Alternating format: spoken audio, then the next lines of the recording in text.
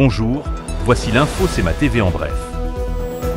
La ville de Montmagny limite l'augmentation du compte de taxe résidentielle moyen, malgré la hausse moyenne des valeurs foncières, à la suite du dépôt du nouveau rôle triennal d'évaluation.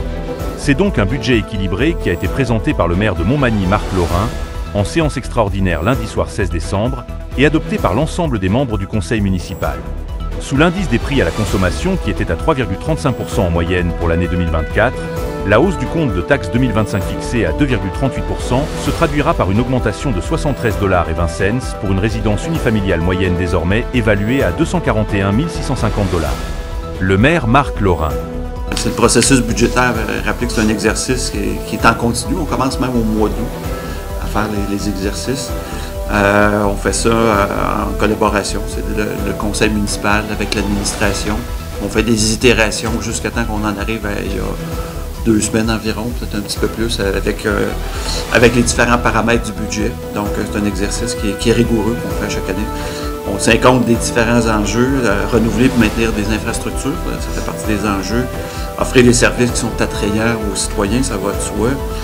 Soutenir, développer l'économie et puis avec une fiscalité quand même qu'il faut qu'il demeure compétitive. Il faut qu'on atténue les impacts des décisions sur le fardeau des citoyens. Donc, vous allez voir tantôt pourquoi je dis ça, parce qu'évidemment, on a eu la révision du rôle. Évidemment, il faut toujours atténuer les impacts. C'est ce qu'on a fait, on va en parler tantôt. Maintenir un niveau d'endettement qui est raisonnable, mais qui est nécessaire en même temps. Puis avoir une attitude toujours proactive face à la situation financière de la ville. Donc, puis ça doit refléter, vous connaissez notre plan stratégique, là, on répète, l'année prochaine, on fera peut-être une petite mise à jour. Probablement en 2026, il y aura une mise à jour du plan stratégique, mais la mission, la vision, ça demeure. Les revenus de la ville de Montmagny s'élèveront à 28 859 730$ pour 2025, soit une augmentation de 2,9% par rapport à 2024. Quant aux dépenses de fonctionnement, elles s'élèveront à 25 556 200$, ce qui représente une hausse de 4%. Un incendie a presque complètement ravagé une grange étable de la ferme Joli Cap, située au 182 chemin Bellevue Est, à Cap-Saint-Ignace, au cours de la nuit dernière. Les pompiers du service de la sécurité incendie et de la sécurité civile de Montmagny, Cap-Saint-Ignace, ont été appelés par la centrale Coca à 23h06 le 16 décembre. Sur les lieux, les hommes du directeur Pierre Boucher ont constaté un embrasement généralisé du bâtiment de 2 étages. Ils ont fait appel à leurs confrères des casernes de Saint-Cyril, Lillet, Notre-Dame-du-Rosaire et Berthier-sur-Mer. L'événement a été mis sous contrôle à 2h39. Selon M. Boucher, environ 75% du bâtiment est une perte totale et le bétail se trouvant dans cette section aurait péri.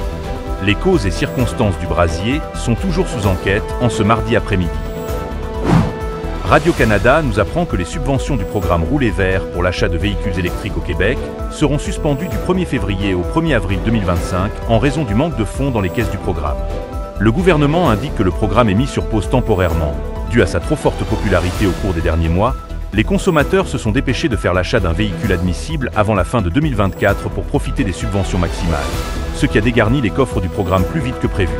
Selon ce qui est rapporté, le programme devrait reprendre le 1er avril prochain.